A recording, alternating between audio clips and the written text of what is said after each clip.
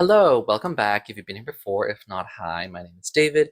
I make videos talking about media that I want to talk about. This is my series called Fear Entity Exploration, based off of the Magnus Archives, which is a horror podcast written by Jonathan Sims and Alistair J. Newell.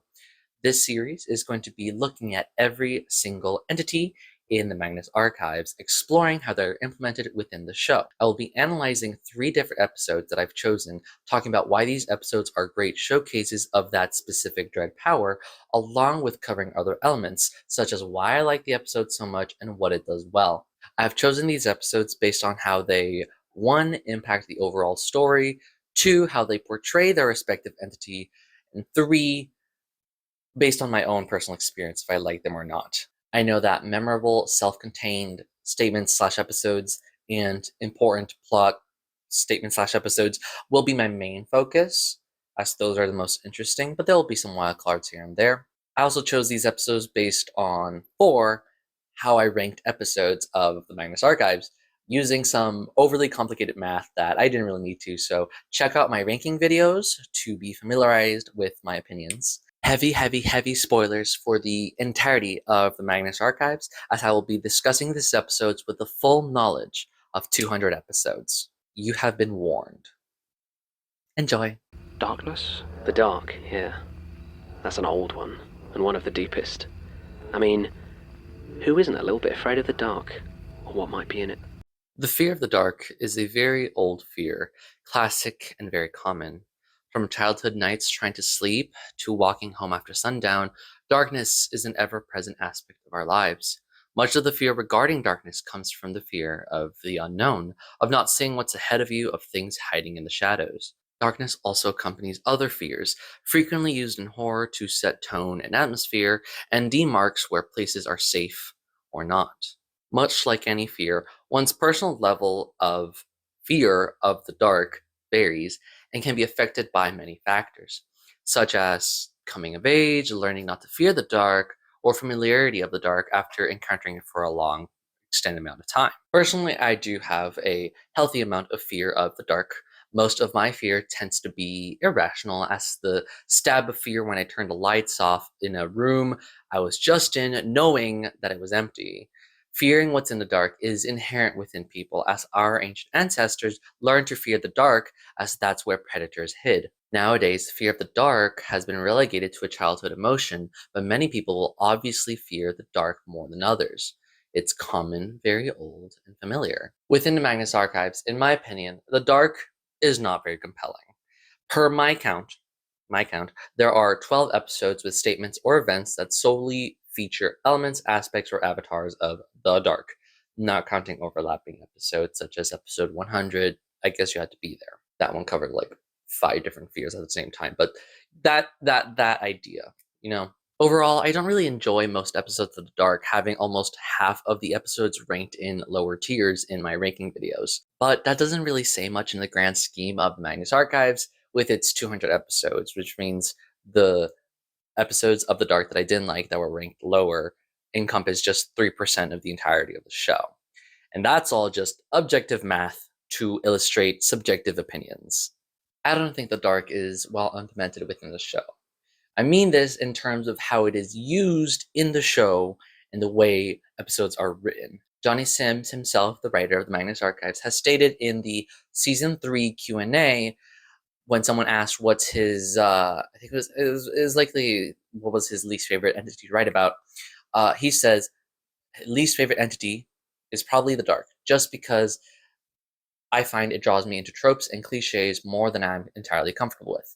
He says that it's so well explored within the literature, as well as a fear he doesn't have, that it's harder for him to find something interesting to say about it. He draws in his own fears to be able to write interesting horror, but it's hard to do that with the dark, so he's had to, quote, lean a lot more on historical stuff. I can feel his hesitation when listening slash reading these episodes. Most of the episodes are connected with the People's Church of the Divine Host and Maxwell Rayner, and those that aren't, it's still a mixed bag. In my opinion, if there was more episodes of The Dark that were different manifestations of the Dread Power, it would have more of a presence. But since most of the better episodes are written within the church's storyline, it feels relegated to just the cult. What I want to do is look at the 3 episodes I've chosen about the dark and use them to explore the things that I like about the dark and the things that I don't. Little spoiler, as I do this series, I'll be doing them in ascending order from the entities that I least like to the entities I most like, and then like some bonus episodes, but that's far in the future. I'll let y'all guess the top 3. For the dark, the 3 episodes that I've chosen are 109 Nightfall, 135 Dark Matter, and 143 Heart of Darkness. And we've been hunting together going on 7 years now. She ain't too bad at it. He's starting to slow down a bit, though. It's just the lack of respect that gets me. And he's going a bit senile, which is a shame. At least I'm not so soft. I need a feather bed. Beds are a good thing, old man. I keep telling you. So are baths. You see what I gotta put up with, Mr. Sims? 109 Nightfall, statement of Julia Montauk regarding her initial encounters with the hunter Trevor Herbert. Statement taken direct from subject June 29th, 2017, released in real life on July 11th, 2018. Brief summary of this episode. John has been kidnapped by Julia Montauk and Trevor Herbert while investigating through the United States, and they watch over the reconstructing body of Max Musterman, an agent of the stranger who was following John. While they wait, John convinces Julia and Trevor to give their statement about the time they met. Julia talks about her adult life, living with the legacy her father left, and becoming the night security guard in an office building. Trevor, dying from cancer, is still homeless and has been tailing an agent of the dark, Barden Darvish, after a local disappearance. Julia and Trevor converge when they discover Darvish and the People's Church of the Divine Host performing rituals on dead bodies. They stop the ritual and kill Darvish, beginning their partnership as hunters. The episode ends when Musterman reforms his lungs and delivers a cryptic warning to the hunters about John and the tape recorder. So, overall notes about this episode. It does briefly touch on aspects of The Stranger and The Hunt, but overall is focused on the dark and the Church of the Divine Host. I find myself surprised that I like this episode so much, as I haven't really liked any prior episodes of Julia Montauk and Trevor Herbert. But them together, talking about hunts that they do, is very fun. They said they were pursuing a false lead for like a wolfman, and that got them stuck in the US. And it would have been really fun to hear more stories of them hunting monsters together, but what we got was still pretty good. The stranger's only foot in the door is Musterman, who is implied to be the same or similar to the students in 34 anatomy class. There's a girl named Erica Musterman, which is the placeholder name given to John Doe's, but in Germany, and Max Musterman is the John Doe or Jane Doe.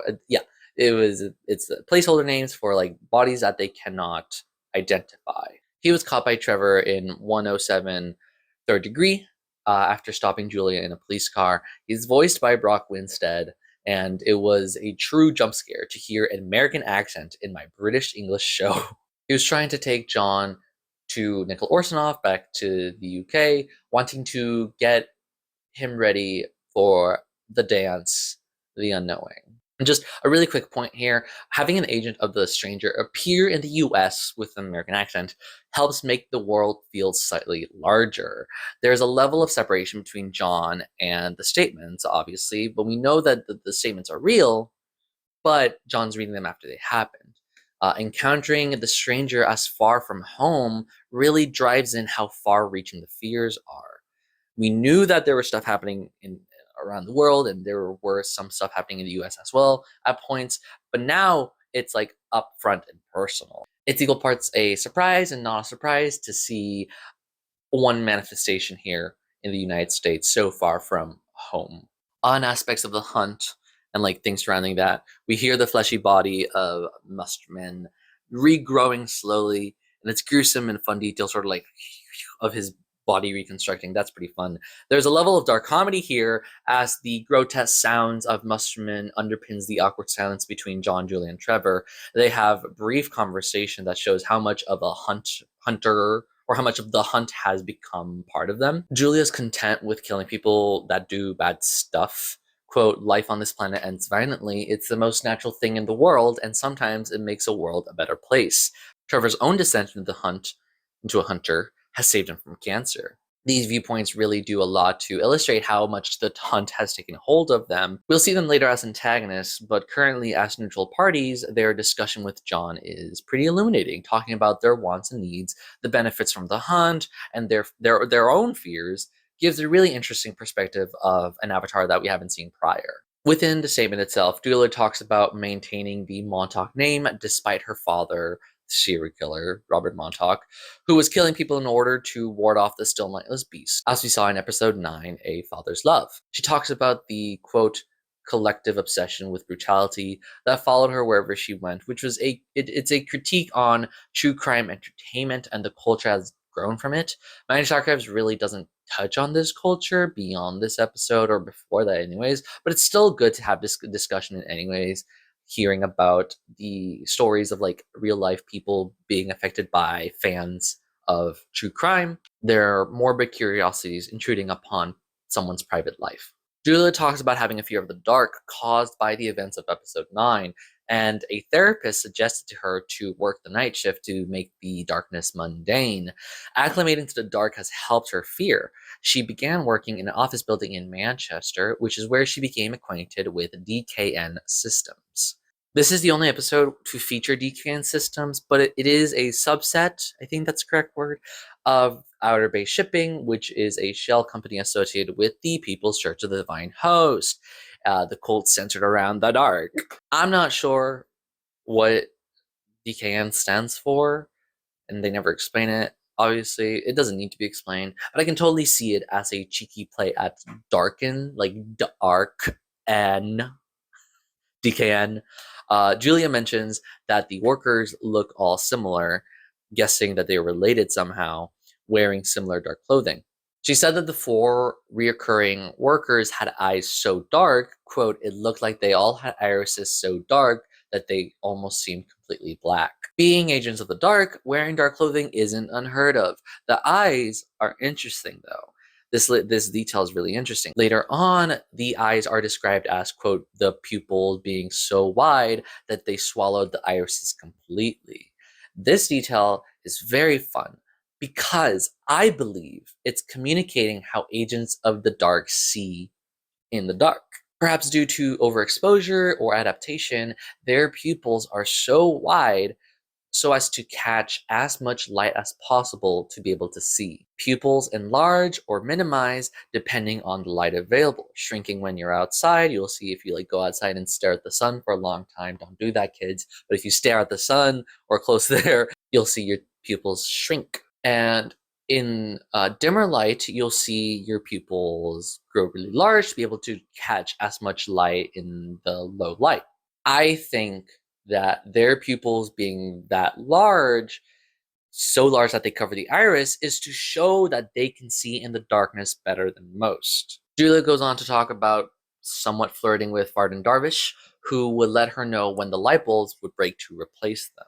She even joked when he was breaking them to get an excuse to talk to her. Now, I would say he was actually trying to like lure her in, but then we get the next moment which kind of refutes that. But I think he was kind of trying to get her, sacrifice her. So at this point, Julia attempts to keep talking, but Trevor interrupts. We've seen before that John has compulsionary powers, able to make someone tell him their statement. We saw this in 89 Twice as Bright with Jude Perry and 61 Hard Shoulder with Daisy. And I've said this before, but it feels here like Trevor was suddenly taken by this compulsion as the statement needed his input to make sense.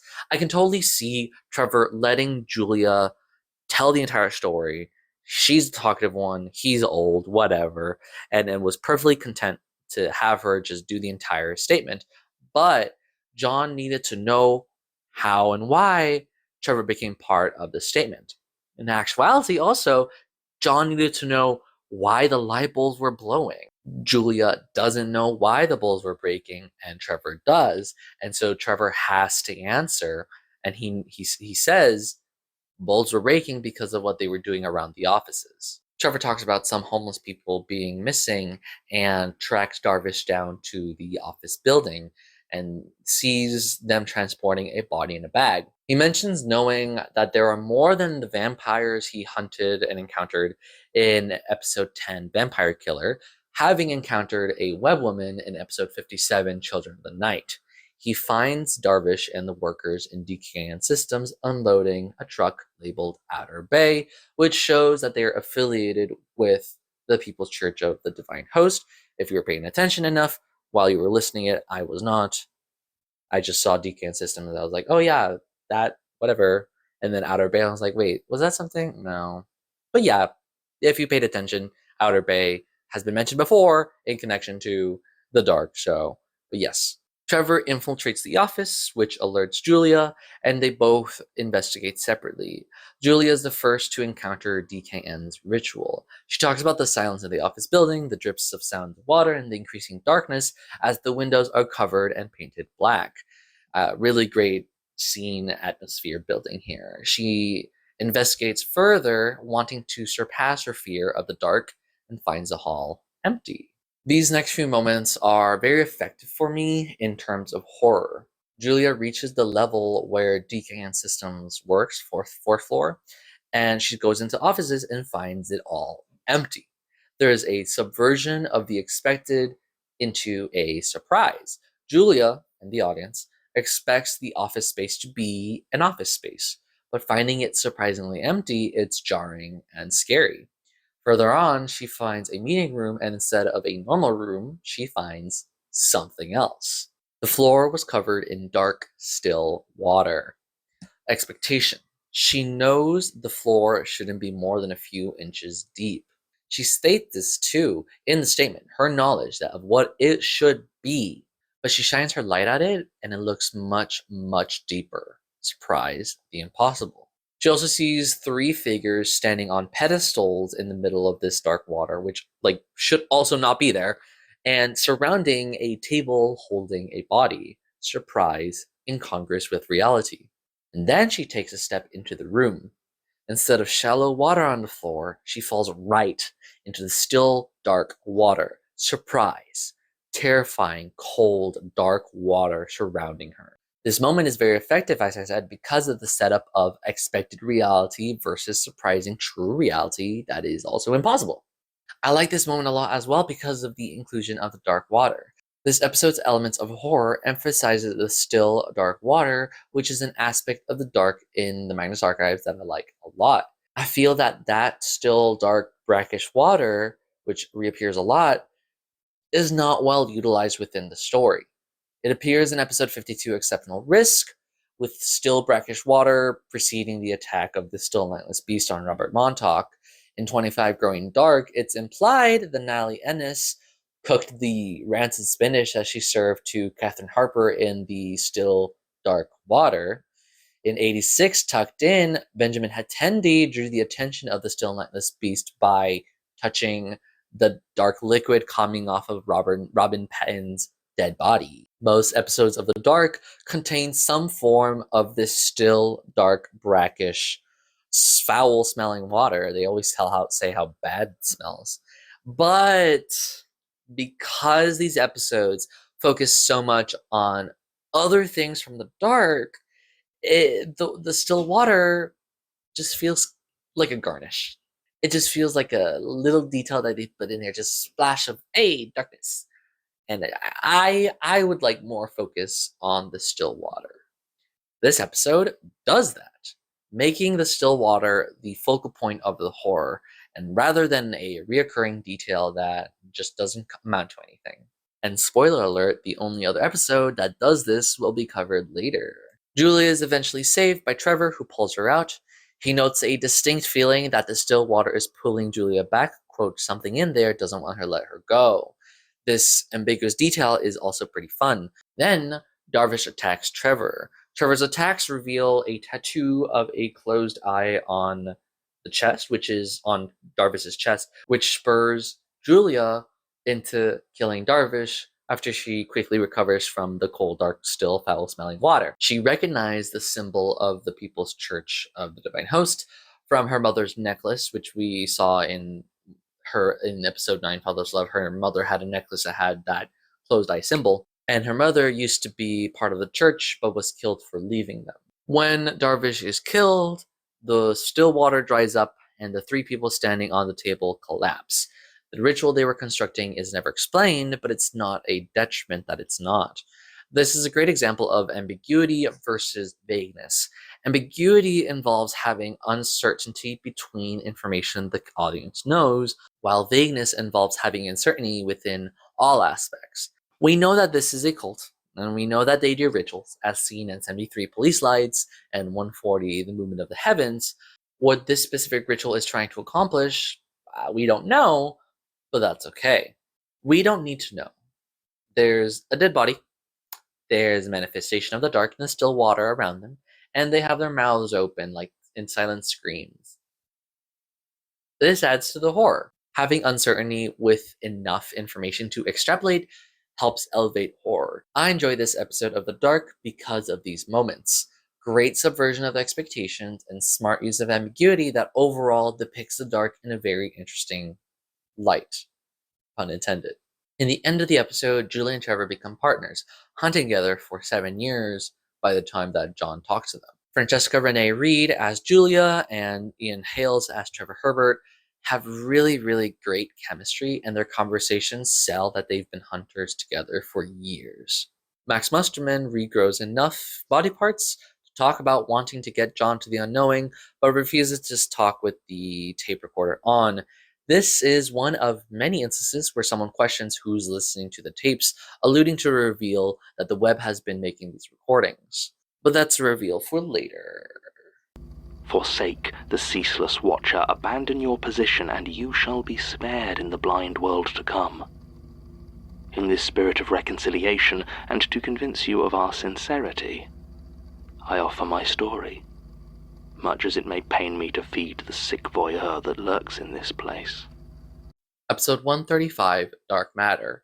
Statement of Manuela Dominguez regarding her unconventional religious beliefs and their interaction with her project aboard the space station Daedalus. Original statement given July 14th, 2014, released on April 18th, 2019. Brief summary of this episode as well. Manuela's statement starts with an offer of sanctuary to Elias and Gertrude, and as a show of good faith, she gives them her story. She talks about her religious parents and how their beliefs influence her own beliefs regarding the dark, about meeting Maxwell Rayner and becoming a part of the People's Church, and then of her part on the Daedalus space station. She concludes with a warning about the dark star she created for the People's Church's ritual, hoping that Gertrude will suffer in the aftermath of the ritual. John's follow-up proclaims his lack of motivation after saving Daisy from the buried and doesn't know if the Dark's ritual was attempted or not. The episode ends after Basira visits Elias in jail, learning that he had intentionally led her away from the Institute to allow John to go into the coffin.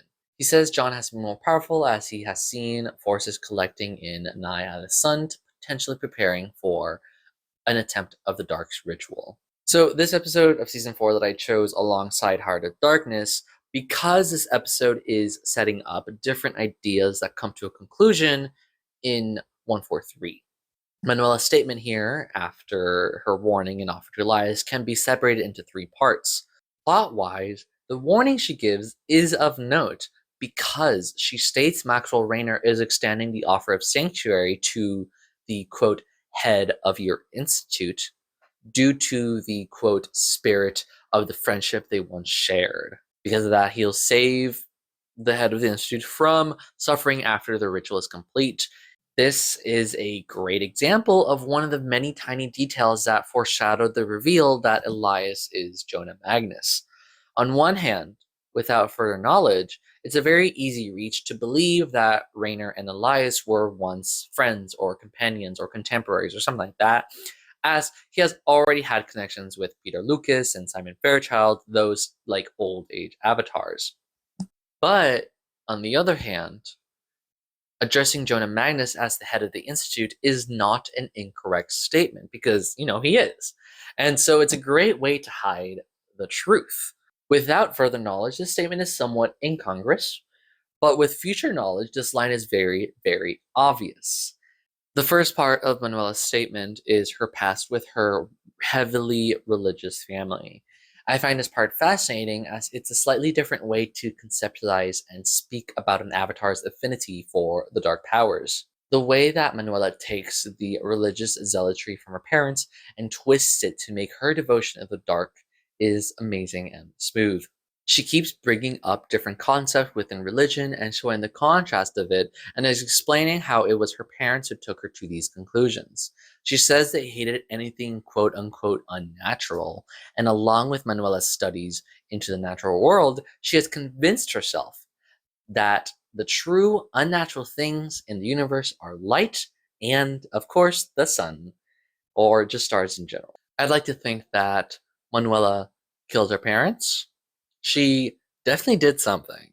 She says that she cut them off from her life when she got old enough and only came back to them as they were dying, as she wanted to see the fear of darkness in their lips when they died. To me, that says that she did something to them. Maybe.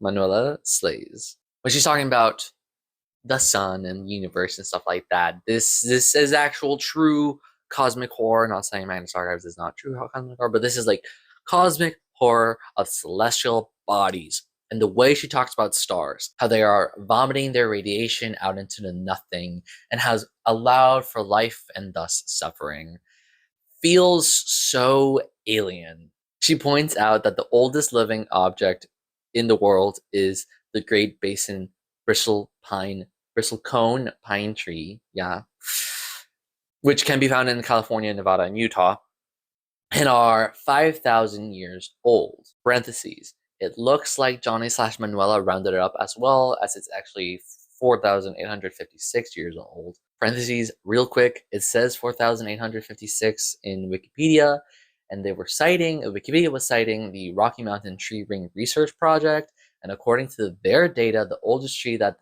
they had recorded is 4,900 years old approximately, but it died already. I can't find when it died, but yeah, I just wanted to, go further into that research just in case. Parentheses, and also any smaller in terms of age would also just serve to illustrate Manuela's point, but I digress. Close parentheses, close parentheses, close parentheses. She compares the 5,000 years of life of this tree to the uncountable eternity of darkness to show that light is a curse on the universe, saying that God is a monster for bringing light. And her studies in physics pushes this idea further in terms of dark matter and knowing that all reality is made of dark versions of things in physics or something like that. I didn't really understand that part. I don't know enough about physics to dispute her. I don't know anything about dark matter, dark light. What was the other thing? Dark energy? Yeah, I don't know anything about that. However, I do think this is a flawed point of view. Obviously, Johnny is not writing this to convince us about Manuela's viewpoint. It is just Manuela explaining how she became radicalized, which is not a logical process. This is very, very well written, and it makes sense how she can reach these conclusions. And, my argument is not to Johnny writing this, again, amazingly, but to Manuela, her character, the character itself. Her parents' view of religion has skewed her perception of the world. Their heavy influence of religion made her not want whatever they're having and made her swing in the complete other direction. And she is imposing the meaningful purpose of religion onto celestial bodies, celestial objects. Her personification of the sun and the stars, quote, pompous balls of fire and light, ignores the fact that the stars are simply that, balls of gas.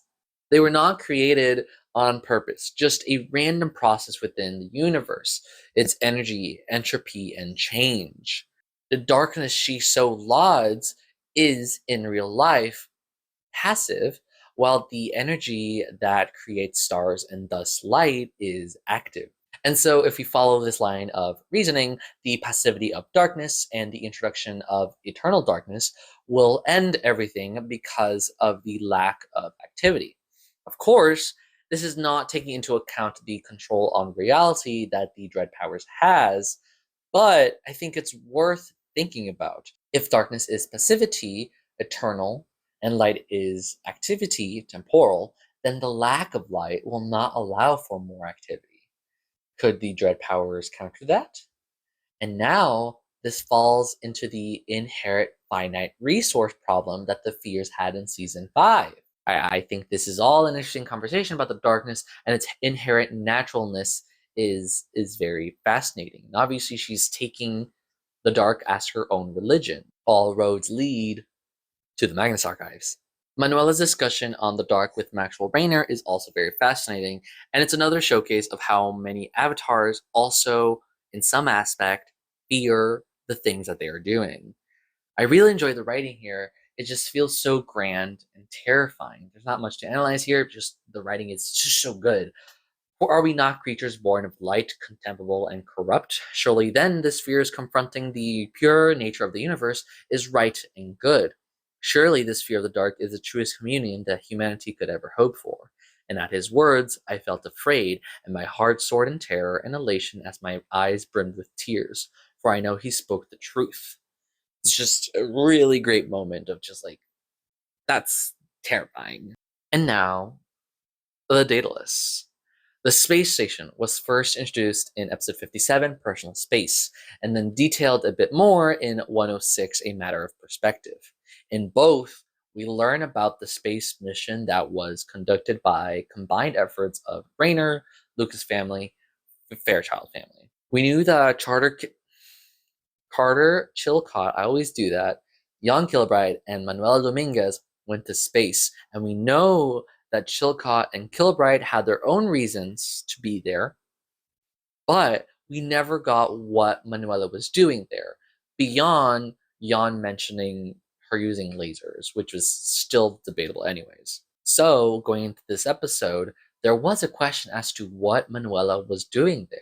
Since the Lonely was already covered by Chilcott and the Vast with Jan, there was the obvious conclusion as to that Manuela would have something to do with the dark, but there was a question of what. Was she going to be subjected to the same kind of terrors that her companions had gone through? We didn't know. Also, this ignores me not paying attention and completely forgetting about Manuela Dominguez after the episodes, and forgetting about her until this episode. But we're gonna ignore that. Learning that Manuela was always on the side of the people who sent them there was terrifying. Jan's statement mentioned Manuela working on stuff in the station, but it was all vague in a good way. But now we get a direct answer. She talks about using her physics studies to work on the black star, the black sun, the dark star. The name changes a lot. It has like 4 different names. And she convinces Maxwell to set up the Daedalus space mission. We learn that Manuela basically started the Daedalus, obviously with the backing of Maxwell, and that's a great revelation to have. She says here, quote, what mattered was that it felt like science, and that was all I needed. And I think that's a very good moment to showcase the dream logic of the show. She says that the science isn't there to be able to do this stuff, but it still works. I'll try to point out when I can these moments that I like of the quote strange dream logic of the fears, as Abelard Decker puts it in 134 Time of Revelation. I like these moments of dream logic when something feels right to happen, as John says in 179 Accomplice. It's hard for me to pin down how to write dream logic stuff, and it tends to feel like a gut reaction, the first thing that you think of. As in a dream, you would just do what feels right. It felt right to make the Dark Star, and so it did. Another great moment of horror to me was when Manuela was discussing the preparations for the mission. In the first 2 episodes, it's always the 3 of them. Jan, Carter, Manuela. Charter, whatever. But then, this episode, she says it could hardly have escaped their notice that there were 4 people in that rocket. 3 astronauts, and 1 unlucky nyctophobe sealed in a lightless box, silenced but not sedated. That right there, first listening to it, chilled me. The idea that a 4th person, which takes up space and weight and consideration for a space mission, was completely overlooked by Chilcott and Kilbride. The way that there was no inclination in those episodes that there was a fourth person there. No clue. That was terrifying. Manuela declines to detail how she created the dark star, dark sun, black sun, but she says she uses the nyctophosphere to make the star. It's a battery. She says she almost got hurt by the star a handful of times, which lines up with Yon's details about Manuela in a matter of perspective. Her eyes were red, and I noticed for the first time that the tips of her fingers were burned. Lasers, duh. I like this detail in the episode being highlighted here to reward for paying attention. Not for me, though. At the end of her statement, she says that despite the loss of Darvish, they would be able to continue the ritual, obviously mentioning Darvish from 109 Nightfall. She warns Gertrude to try to stop them, or to simply give in to the Forever Blind, which is another good name for the dark. Alternate names of the fears are very interesting, and we don't get much for most of them, mainly the Eye, like holding Ceaseless Watcher, the Stranger, I Do Not Know You, and the Spiral, Es Mentiras, It Is Not What It Is, or something like that. So any alternate names for other fears is always welcome. Now we're going to go into just talking about the episode itself, not really touching on the dark, but just like why this episode is really good. John, in his final comments, mentions how it seems that the ritual failed because obviously the sun is still up and it's been 4 years. He tries to look into the Dark's plans, but unsurprisingly, he only sees darkness. And we'll see why soon. He talks about not knowing what to do after saving Daisy from the Buried in episode 132 Entombed, which is an interesting point for him in this season. Before this, John was always either investigating or surviving horrors. But after saving Daisy, he's somewhat aimless. To me, this is set up for the next scene. He mentions putting the coffin in an artifact storage, and this is the last time we see the coffin of the Buried. He had played with the idea of saving more people, but he's not strong enough to do so, and I think this shows how human he is, in the middle of a lot of people saying that he's a monster. His own empathy torments him, but he knows his limits and knows when it's a fight he'll lose. A moment of sad humanity and humility for John, our main protagonist. The last scene has Basira meeting with Elias, who was supposedly helping Basira with leads on how to get Daisy out of the Buried. We, the audience and Basira, find out that he was actually just leading her on a wild goose chase just to get her out of the Institute, allowing John enough time alone to be in his thoughts alone to get it to the coffin and get Daisy out. We get a really good moment of Elias being a really good liar, saying things that are true to hide his actual true intentions. Basira asks why he wanted John to go into the Buried, and he says that John didn't do very well in the unknowing, true, and that the coffin was a good teaching moment, true. He says that John needs to be closer to the Eye for what's coming next. This is all true in a certain point of view. The what's coming next is the Dark's ritual, which I'll talk about in a bit, but in reality, Elias/Jonah is preparing John to be marked by all the fears of his ritual at the end of the season. John just got marked by the Buried and tangentially the flesh, and he is now being primed by Elias to be marked by the Dark. He says to Basira he's preparing John to be stronger, which is correct, but hides his true intention as to why. He also says a line that I love, isn't really special, but still got to me.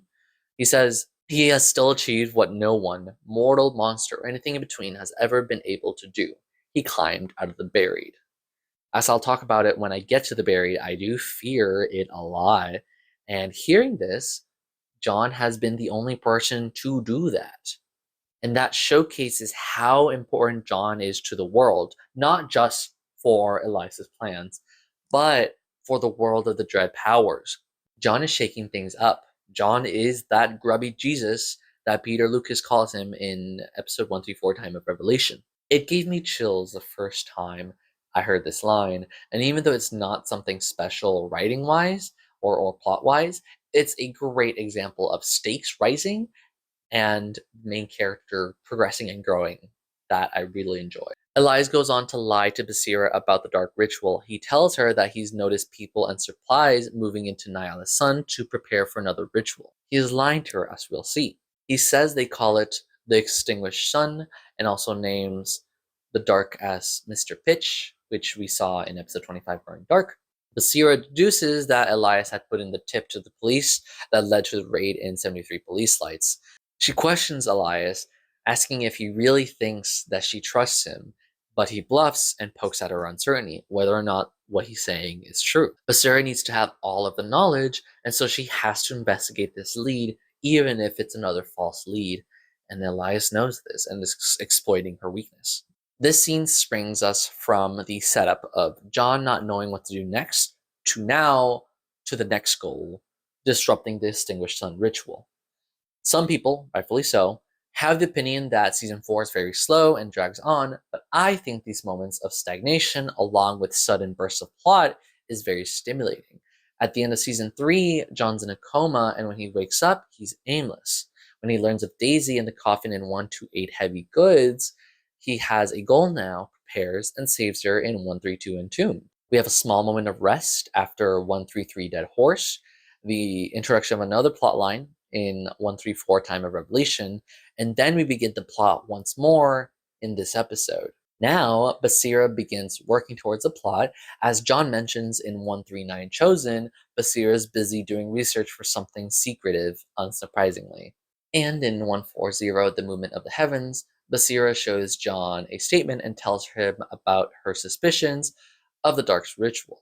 They plan a trip to Nyala which leads us to the next episode. And what do you wish to hear? Shall I tell you of the decades of preparation? The long wait for the eclipse?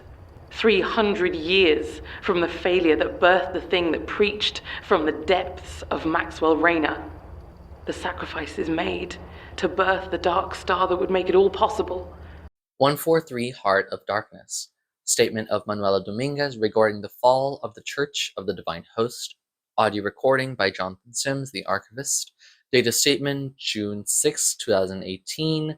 Released on July 4th, 2019. 4th of July. Quick summary of the episode. John and Basira investigate Nyala's sun and encounter Manuela Dominguez. She details how the extinguished sun was going to occur, how it escalated, and that it simply petered out at its climax, eventually failing. She knows of Maxwell Rayner's failed ritual to transfer his body, and simply waits here guarding the Dark Star. John destroys the Dark Star, and when Manuela escapes, Helen Distortion traps her in her corridors and takes John and Basira back to the Institute. This episode, there's not much for analysis beyond just really good writing. This is an episode that is detailing the Extinguished Sun ritual, and as most episodes that detail rituals for the entities, it's less plot and more aesthetic, really good writing. But there are some things to point out. I really like all the rituals, and I really like the episodes that talk about the rituals. And the Extinguished Sun is one of the most complex, if vague, of them all, and I like it enough. Out of the 12 rituals that we learn about, the Stranger got 2 rituals, and Web and Corruption, Extinction didn't get any rituals. I would rank the Extinguished Sun at number 7. I might have the rituals ranked a little different later, but for now, yes, that's my ranking. I'll touch on the respective rituals for the sphere that I'm talking about, so I'll share their rankings when I get to them. In the beginning of the episode, John and Basira enter the warehouse in Nyala Sund. Nyala Sund is a location that has been teased all the way since 25 Growing Dark and has popped up every once in a while in tandem with outer base shipping, as we've touched on before. Now we're here, and it's the middle of summer, as Basira said that there would be less nighttime during this period, when the dark is at its weakest. During the winter, there's long hours of darkness, which was an interesting space to talk about surrounding the People's Church. So many episodes have touched on Nyala Sund, and now we're here, which is really good payoff. In the warehouse, Manuela almost ambushes them, but Basira gets a good shot at her, and John makes her talk. They ask her where everyone else is, which she responds with dead because of them. And a quick fun moment happens here where Basira asks John what he did, and he denies it, and he's like, I didn't do anything. What are you talking about? And she's like, are you sure? But that's kind of fun there. Manuela means the Institute and Gertrude. And we know that Gertrude has been disrupting rituals before, so this information isn't new. But Manuela talking about Gertrude as if she was still alive is slightly odd. Eventually, we'll know that she has been cooped up here for like years, but the true level of isolation she has of not knowing Gertrude's been dead for years paints how truly hopeless Manuela Dominguez is. This isn't really important, but it's unknown how widespread Gertrude's disappearance or death was in terms of people knowing about it within the fear circles. As the only person that really talks about her that isn't within the Institute itself is Jude Perry, and this is only after her body was discovered at the end of season 1. Of living avatars with a vengeance against Gertrude, Peter Lucas was close to Elias, so his knowledge of her death can be explained through that connection. And Gertrude protected herself against Michael Distortion somehow, so he kept tabs on her somehow. But otherwise, the Venn diagram of avatars who would hate Gertrude from their rituals being disrupted, and avatars still alive to talk about their hate for her, only really includes these 4 characters: Manuela, Jude, Peter, Michael. To what extent was Gertrude's death telegraphed? Definitely not as far as Nyla's son, apparently. Is this important? No. Is it fun to think about? Absolutely. Also, I want to quickly mention Manuela Dominguez slays, voiced by Layla Mannings. She is a character that only appears 4 times, 2 of which were just mentions. She's confident and rude, deriding Jan, Gertrude, Elias, anybody crosses her, she hates them. And when John and Basira capture her, she spits at them. Classy. And she's unapologetically arrogant. Yeah. And that's really fun to experience. She's a fun tertiary antagonist that doesn't really do much, and that those moments of her being just purely hateful just really makes her quick moment really, really memorable. Manuela's detailing of the extinguished sun ritual. Now, this is really, really fun. There's not much to say except really good writing. She mentions it took 300 years, which is a repeat of what Naliana said in Growing Dark. It consists of sacrifices that they would kill, most likely to cause fear within them associated with darkness, thus powering the ritual. Then they would introduce Manuela's Dark Star to replace the sun as the apocalypse eclipse passes over on March 20th, 2015, starting the apocalypse. And that eclipse actually did occur in real life. There's wiki articles about that. I read it. I don't understand any of the celestial stuff that they talk about, but it happened. It happened for real. She says they had different churches around the world as they would be doing the same things, which means that this is the only ritual that occurred over different areas over an extended amount of time. All the other rituals occurred in one specific location in an afternoon. She mentions Natalie Ennis being a part of the ritual in Heather Green, and the disruption of it aligns with Mark Bellum's description of Heather Green Chapel. This episode ties all of the other People's Church of the Divine Host episodes all together. She talks about them killing the still mindless beast. That's another recurring monster, obviously, and drinking of its stagnant blood and drowning sacrifices in brackish water. And here we have another episode where the dark still water is a part of the horror, but in my opinion is still a garnish. It's connected to the still mindless beast here as well, and as we've seen before, but at least there's an explicit mention of people being drowned in the water. So that's better than just set decoration. So because rituals tend to be just all-encompassing, everything about the fear is here, the water being here is included, a participation trophy. It's not as good as 109 Nightfall, but it's still pretty good. Regarding the Still and Lightless Beast, which is a obviously recurring monster of the dark, we only got 2 canonical appearances of it in 9 of Father's Love and 52 Exceptional Risk. I believe that it is the Still and Lightless Beast in 86 Tucked In, mostly as it was described but not named, and the Still and Lightless Beast is named but not described, and Parsimony, it was the Beast in Tucked In. The only true canonical detail about its appearance, the still mindless beast's appearance, is when Manuela says Maxwell plunged its claws into his chest, freeing the darkness within him, and we waited, and we sang, and we exulted in divine stillness. I went on with that quote because there was more that I want to talk about the quote, but also, obviously, the claws don't match up with the description of the monster in 86 Tucked In, which was described as an amorphous blob with tentacles. I don't care. Maybe it's retractable. Maybe the claws are retractable or not. I don't know. Whatever. Moving on from that, it's dead now. They're singing in its blood. The detail about freeing the darkness in Maxwell is somewhat vague. I saw somewhere in the wiki that it may be connected to Maxwell's drowning in 140, The Movement of the Heavens, and Raymer, Maxwell Rayner, who used to be Raymer, replacing Edmund Halley. I don't know.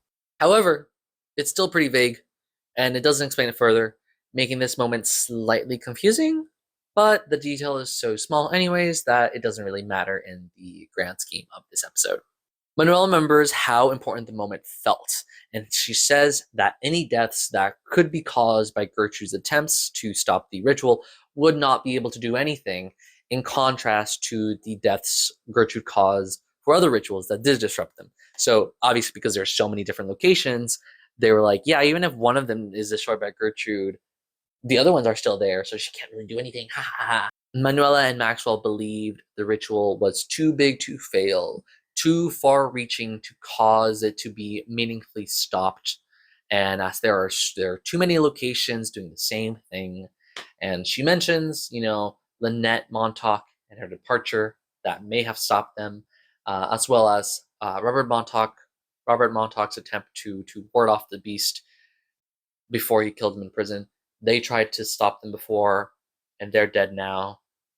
But nothing can stop us now. That's what they're just trying to tie loose ends up in the Montauk storyline. Like, after this, we don't see anything about Montauk's beyond just Julia as a hunter. So that's done with that. Just going chronologically through the episode, Manuela describes how absolute the darkness would be in reality if their ritual succeeded. And it's this paragraph that happens here. I'll talk about it a little later, but this happens right after the Montauk storyline thing. After that, she describes the dark-filled world in a way that does feel very terrifying. Things move there, the sound of shuffling, scuttling, crawling, a scream, the fall of gentle stagnant raindrops that chills you as you try to desperately to know if that is the sound of the storm or something out there. This is just a really well-written moment. It just really conveys how terrifying the dark can be. Feels very natural in its description. And like, if I let myself feel these words, like immerse myself in these words, I can feel how terrifying and horrifying being in a reality with just the dark could be.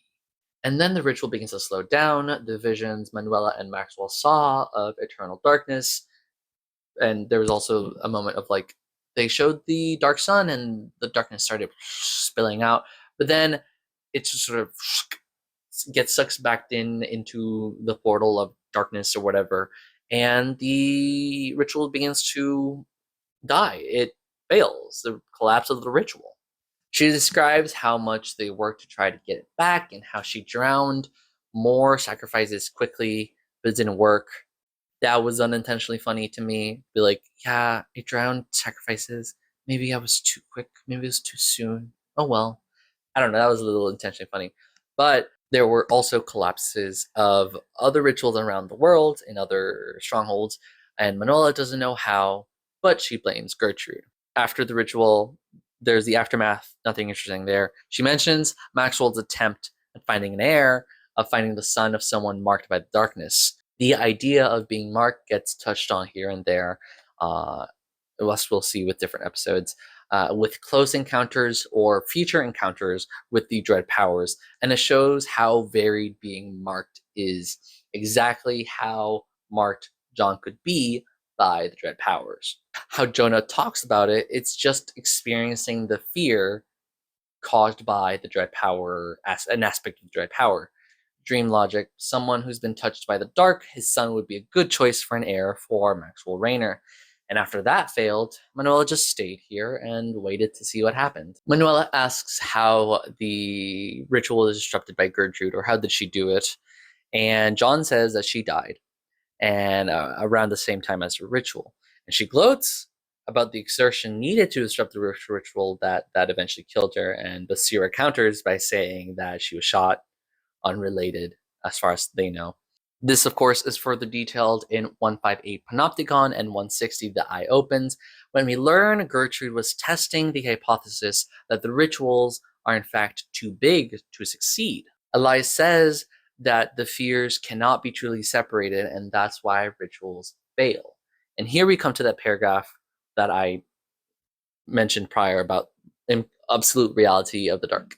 The paragraph itself says, there is another world, a world of still and quiet darkness where no heat touches and death cannot find you. You might wander beneath the empty sky of void forever and never see a light to guide your way.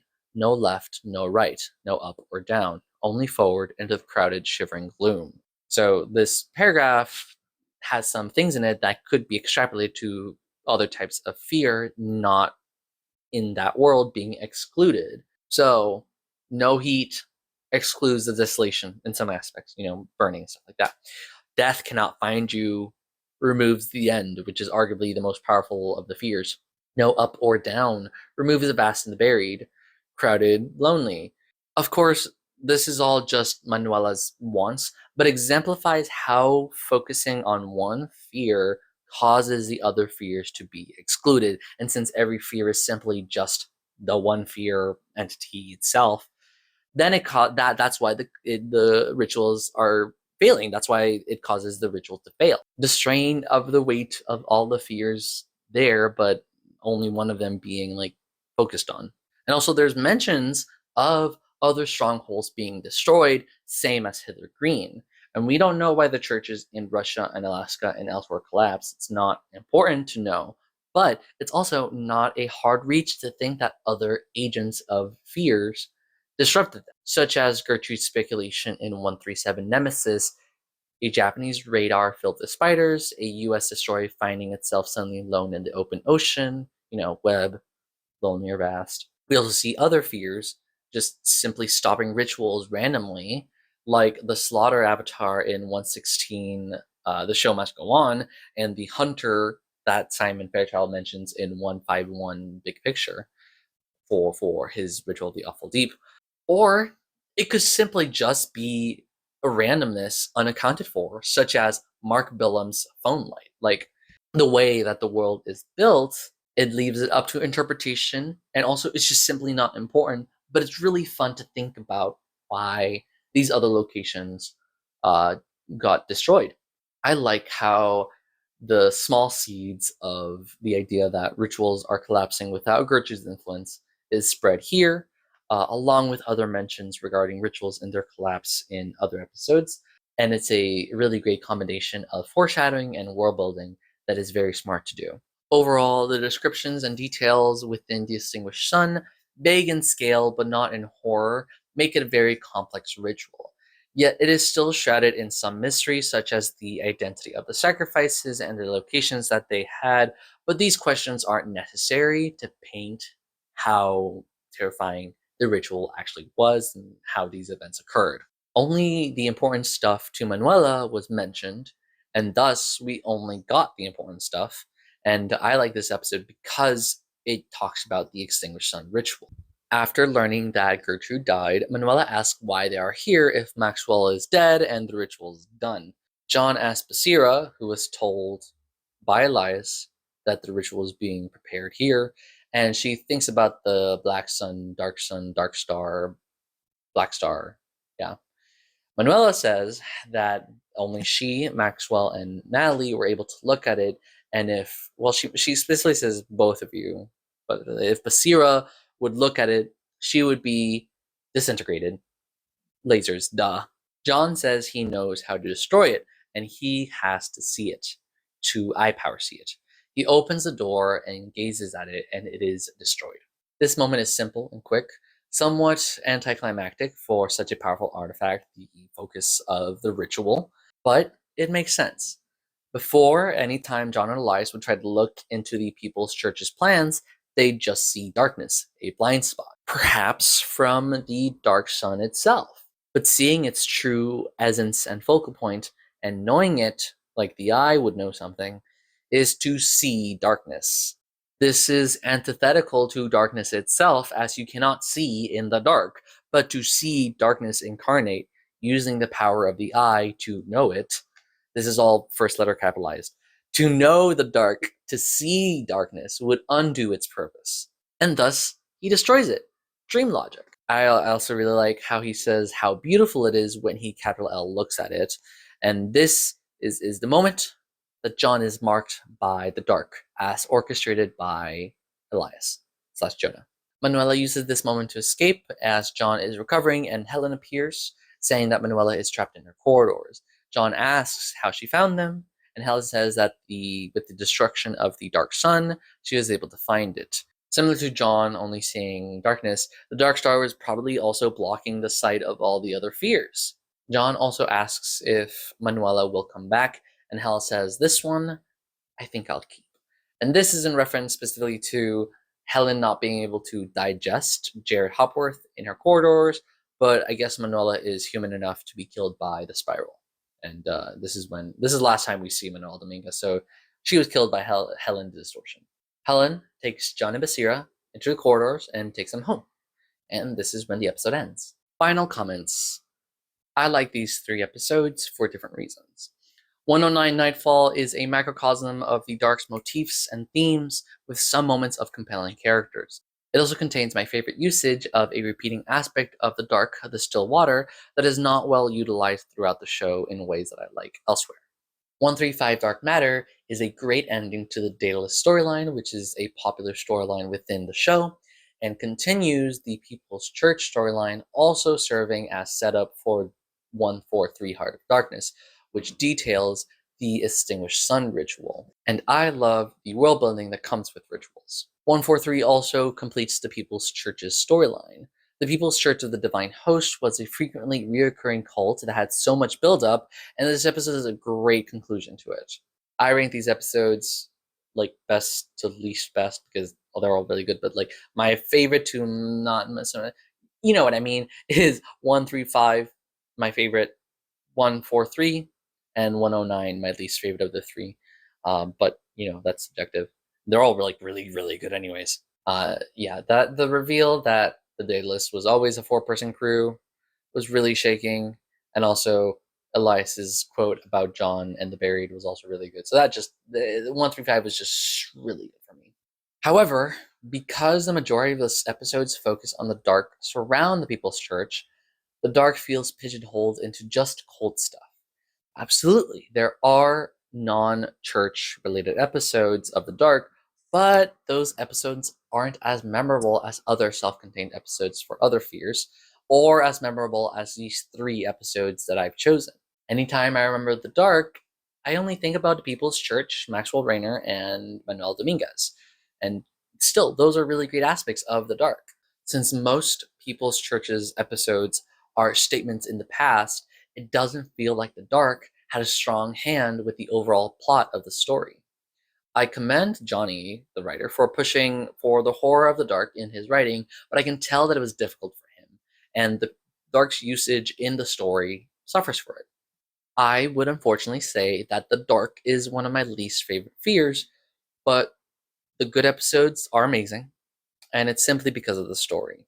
In regards to the other episodes, shout out to 73 Police Lights, which had a good storyline beat for Basira and Maxwell Rayner, but a lot of that there impacted these episodes. CT3, End of the Tunnel, was also a pretty good episode, but not as memorable. 9, A Father's Love, and 25, Growing Dark in Season 1 were good too, but again, set up a lot with not a lot of memorable moments. 173, Night Night answered a good question regarding the apocalypse, but I wanted something more for the dark as well, and in Season 5, and it being the only dark episode in Season 5, it brings it down for me. 86, Tucked In, and 52, Accepting a Risk were boring, and I did not like 98, Lights Out, and 140, The Movement of the Heavens. So, yeah. Obviously, These are mine own opinions, so I would love to hear what you think about the dark. Let me know why you like the dark, or which episodes are great showcases of the dark for you, or why you also don't like the dark. Thank you so much for listening to me ramble about the dark and talk about these 3 episodes. Please like, comment, and subscribe, and share with your friends. Don't forget to be passionate, and I'll see you later.